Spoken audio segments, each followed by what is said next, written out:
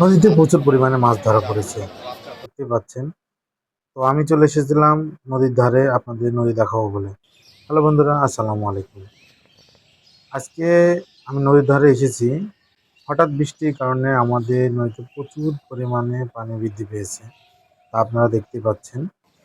Switch গেটের আশেপাশে অনেক পানি চলে এসেছে এবং গাছগুলো পানিতে তলিয়ে গেছে। এই 2 দিন হঠাৎ বৃষ্টির কারণে প্রচুর পরিমাণে পানি বেশি বেড়ে গেছে আমাদের নদীতে।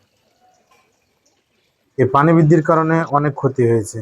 আশেপাশের বাড়িগুলো ডুবে গেছে। এর ফাঁকেই মাছ ধরার ধুম পড়ে গেছে। তো দেখতে পাচ্ছেন একজন নৌকায় করে জাল মারার জন্য প্রস্তুত গ্রহণ করছে। তো এই সুইচ গেটের পানি বৃদ্ধির ফলে আশেপাশে অনেক মানুষের ক্ষতি হয়েছে।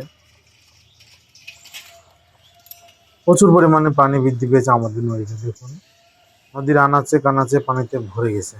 এর ফাঁকেই বেশালে মাছ ধরা ধুম পড়ে গেছে। এই যে দেখতে পাচ্ছেন একজন বেশালে করে অনেক মাছ ধরেছে। এই মাছগুলো বাজারে বিক্রয় করা হবে। তো যে মাছ ধরছিল জাল নিয়ে, তো আমরা এখন দেখব সে কিভাবে নৌকা থেকে জাল ফেলে মাছ ধরে নদী থেকে। তো আপনারা যারা মাছ ধরা ভিডিও দেখতে পারেন বা পছন্দ করেন তারা অবশ্যই আমার পাশে থাকবেন। তো দেখুন কত সুন্দরভাবে প্রস্তুতি গ্রহণ করছে মাছ ধরার জন্য। জালটি নদীতে ফেলবে এবং প্রস্তুতি গ্রহণ শেষে এই ছপাস করে জালটি ফেলে দিল। এর ফলে নদী থেকে কি মাছগুলো উঠে তা আপনারা অবশ্যই দেখতে পাবেন।